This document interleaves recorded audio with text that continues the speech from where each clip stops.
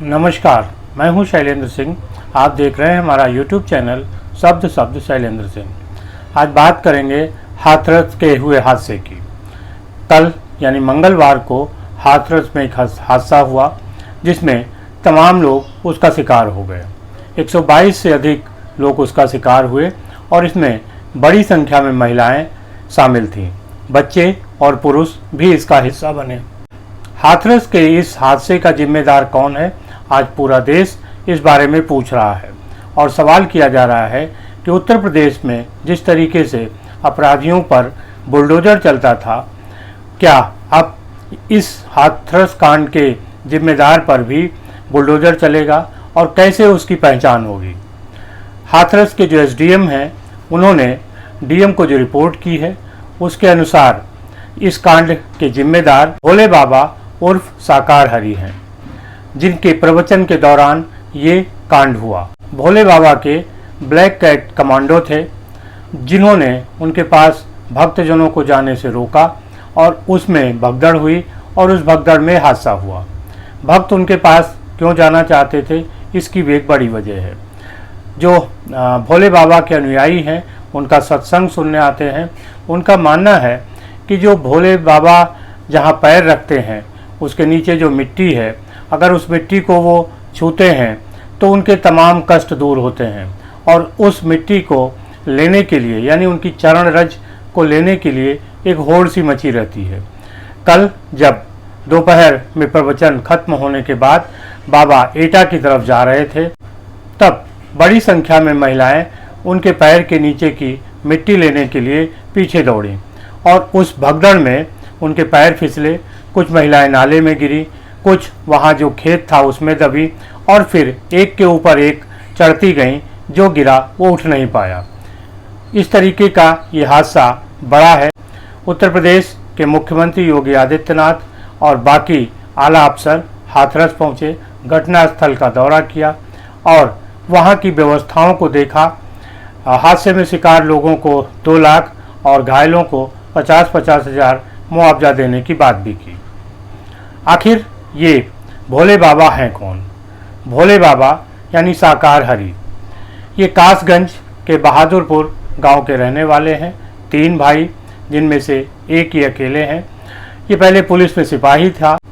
करीब 10 साल वो पुलिस में नौकरी किया। पुलिस में नौकरी के दौरान ही एक मुकदमा उसके खिलाफ हुआ, किसी लड़की से छेड़छाड़ का, जिसके आरोप में वो बर्खास्त हुआ। तब इसका नाम सूरजपाल था। सूरजपाल जाटव इसका नाम था, लेकिन बर्खास्त होने के बाद इसने अपना नाम भोले बाबा साकार हरि रख लिया और फिर ये प्रवचन करने लगा। पिछले 15-16 सालों से लगातार ये उस एरिया में, यानी जो एटा, इटावा, मैनपुरी का क्षेत्र है, वहाँ पे प्रवचन करता है। उसके भक्तों में उत्तर प्रदेश, मध्य प्रदेश, राजस्थान, उत्तराखंड से तमाम लोग हैं और इस हादसे में भी तीनों प्रदेशों के लोग शामिल थे। तो इस तरीके से देखें तो उसका एक बड़ा नेटवर्क है, उसके बड़े फॉलोअर हैं। आमतौर पे देखा जाता है कि इस तरीके के बाबा सोशल मीडिया के जरिए अपना प्रचार करते हैं, लेकिन ये सोशल मीडिया के जरिए अपना प्रचार नहीं करता था। सोशल मीडिया पर, चाहे उसका यूट्यूब चैनल हो या फेसबुक पेज हो, वहाँ पे उसके फॉलोअर कम है। यूट्यूब पे उसके 30,000 सब्सक्राइबर हैं और फेसबुक पर उसके 10,000 फॉलोअर्स हैं। तो इस तरीके से आप समझ सकते हैं कि भोले बाबा का जो काम है वो सोशल मीडिया के जरिए नहीं चल रहा। उनका काम गांव में समितियां तैयार करके चल रहा है। एक समिति में 50 से 60 लोग होते हैं और ये समितियां ही उसके सत्संग का आयोजन करती हैं। भोले बाबा की जो ड्रेस है, नाम उनका ज़रूर भोले बाबा है, लेकिन उनकी जो पोशाक है वो किसी बाबा जैसी नहीं है। वो सफ़ेद लकदक सूट पहनते हैं, टाई लगाते हैं और सिंहासन पर बैठते हैं। सिंहासन पर उनके बगल उनकी मामी बैठती हैं और वो प्रवचन सुनाते हैं। प्रवचन सुनाने के दौरान वो ना तो कोई प्रसाद चढ़ाते हैं, ना फूल और मेवा जैसे कुछ चढ़ावा चढ़वाते हैं। जो लोग उनके भक्त हैं, उनके इस सत्संग में शामिल होना चाहते हैं, मदद करना चाहते हैं, उनकी अलग बात है। नहीं तो जो साधारण रूप से भक्त जाते हैं, सत्संग सुनने, वो अपने खर्चे पे जाते हैं और वहाँ पे एक भंडारा लगता था, भंडारा में वो भोजन करते हैं। कल के हादसे में एक बड़ा कारण ये भी था कि भंडारे का पानी पीने के लिए जो टैंकर रखा था वो पानी बह रहा था और वहाँ पे कीचड़ हो गया।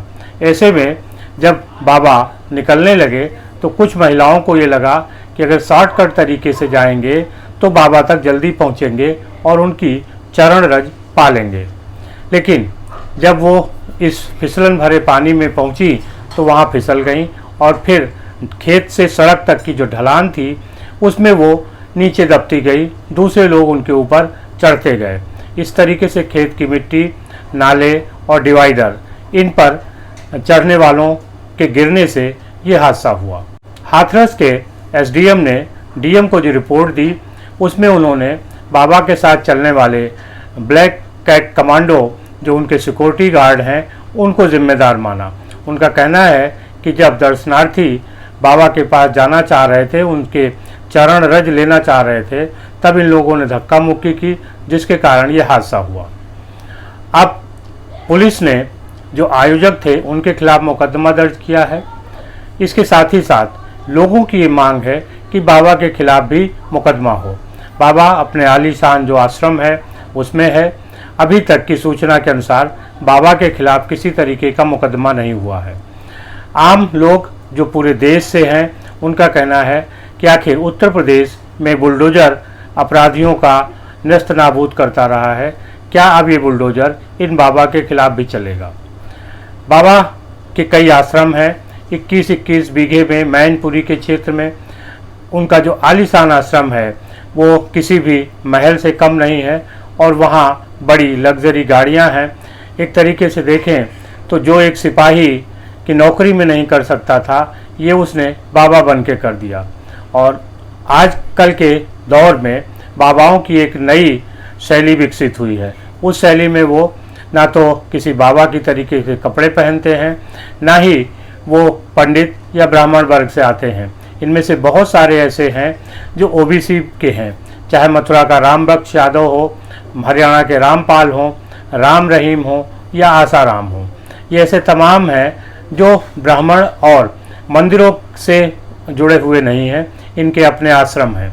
ख़ास तौर से ये वंचित और गरीब तबके के लोगों को अपने से जोड़ते हैं, उनको अपने साथ लेते हैं, उन्हीं की महिलाओं लड़कियों से अपनी सेवा कराते हैं और इस तरीके से इनका एक जाल चलता है। आपस में सहयोग के जरिए इनको पैसा मिलता है और उस पैसे से ही प्रवचन करते हुए अपना साम्राज्य है उसको आगे बढ़ाते हैं। जब बाबाओं की बात होती है तो एक सामने नज़रिया आता है कि कोई ख़ास रंग का कपड़ा पहने, दाढ़ी बढ़ाए होगा, लेकिन ये बाबा स्मार्ट होते हैं। ये अपनी फ़ोटो हीरोगिरी की तरीके से दिखाते हैं। इनके पोस्टर ऐसे बनते हैं, कई अलग अलग तरीके के पोज होते हैं जिनमें इनके पोस्टर बनते हैं, जिससे लोग इनको मानने लगते हैं। इस हादसे के बाद भी जो महिलाएं घायल हुई, हादसे का शिकार हुई, वो बाबा की गलती मानने को तैयार नहीं है। उनका कहना है कि बाबा तो कृष्ण रूप हैं, वो तो चले गए थे, हादसा तो उसके बाद हुआ। तो आप देखिए किस तरीके की अंधश्रद्धा है, भावना है, जिसके चलते ये लोग बाबाओं के पास आते हैं। चाहे जितनी जागृति की बात हो, शिक्षा की बात हो, लेकिन अभी भी इस तरीके के भरोसे हैं कि बाबा के पानी छू लेने से उनकी बीमारी ठीक हो जाएगी, बाबा के चरण रज लेने से उनकी तमाम समस्याओं का समाधान हो जाएगा।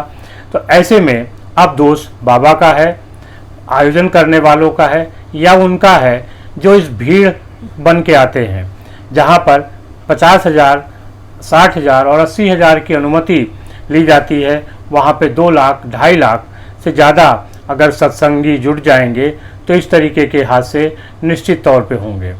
ऐसे में ये निर्णय करना कि कौन दोषी है बड़ा मुश्किल है। बावजूद इसके बाबा पर दोष तो दिया ही जा रहा है, उनके साथ जो आयोजक थे उन पे भी है। दोष ये है कि उन्होंने प्रशासन से अनुमति नहीं मांगी, प्रशासन को सही तरीके से जानकारी नहीं दी। उत्तर प्रदेश की राजनीति में भी इसका महत्व है, क्योंकि दलित वर्ग के लोग हैं और दलित राजनीति बहुत जोर पे है, इसलिए लोगों का ये मानना है कि शायद बाबा इस नज़रिए से बच जाए, लेकिन जिस तरीके की छवि उत्तर प्रदेश के मुख्यमंत्री योगी आदित्यनाथ की है, जिस तरीके का भरोसा उनके ऊपर लोगों को है, उससे नहीं लगता कि ये बाबा बुलडोज़र से बच पाएगा। अब देखना ये है कि बाबा पे बुलडोज़र कब चलता है और किस तरीके से उनको इस पूरे हादसे का जिम्मेदार माना जाता है। बाबा कितना जिम्मेदार हैं या फिर वो लोग जिम्मेदार हैं जो वहाँ जाते हैं। आपको क्या लगता है ज़रूर बताइएगा। शुक्रिया, धन्यवाद।